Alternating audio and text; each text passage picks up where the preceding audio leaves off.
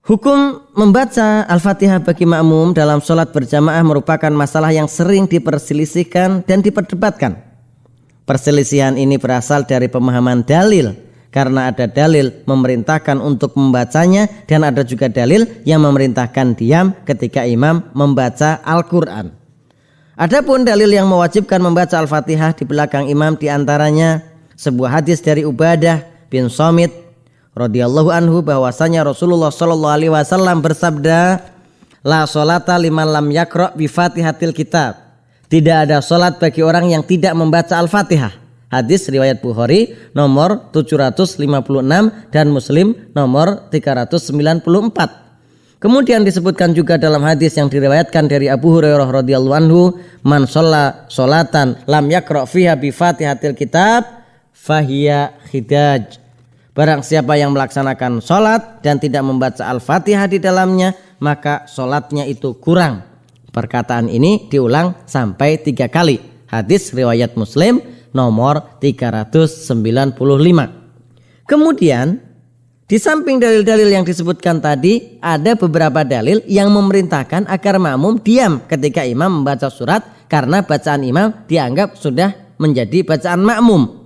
Di antara dalilnya adalah firman Allah Subhanahu wa taala dalam surat Al-A'raf ayat 204 yang berbunyi, wa idza quri'al qur'anu fastami'u lahu wa ansitu la'allakum turhamun.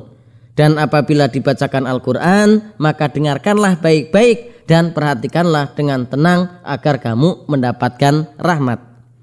Kemudian disebutkan juga dalam hadis dari Abu Hurairah radhiyallahu anhu, ia berkata, sholat Nabi sallallahu alaihi wasallam bi ashabihi sholatan nadunnu annaha subhu.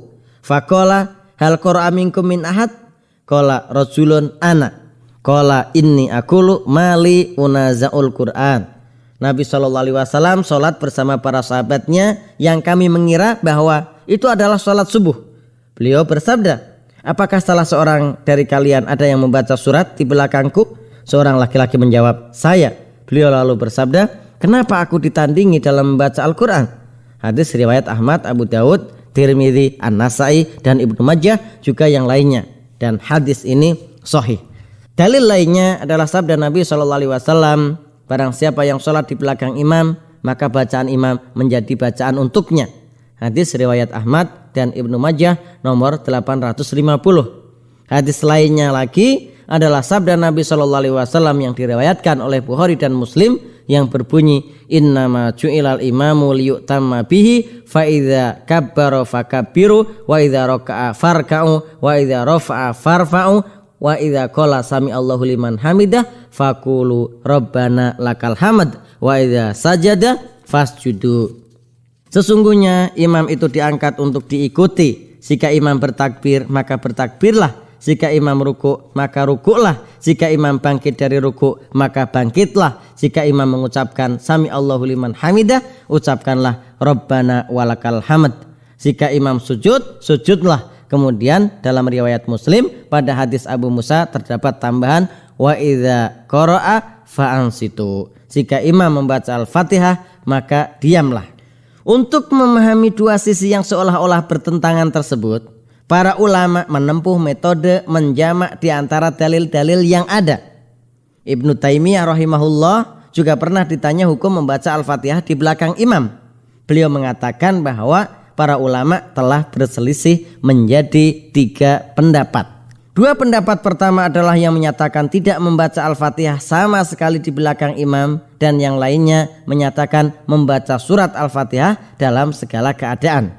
Pendapat ketiga yang dianut oleh kebanyakan salaf yang menyatakan bahwa jika makmum mendengar bacaan imam, maka hendaklah ia diam dan tidak membaca surat, karena mendengar bacaan imam itu lebih baik dari membacanya.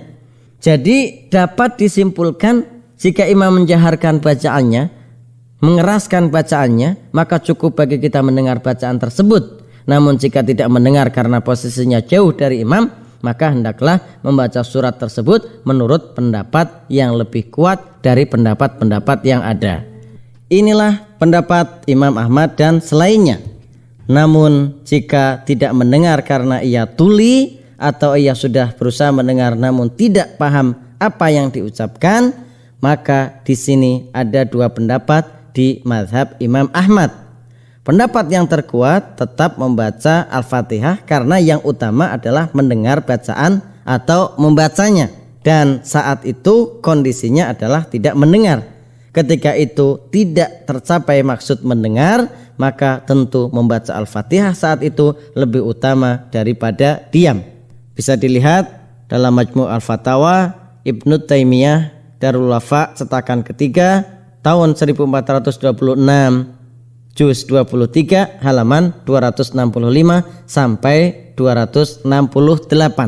Akan tetapi jika makmum membaca Al-Fatihah, maka ia tidak salah dan sholatnya tetap sah. Wallahu a'lam. Kalimatan habibatan ila rahman.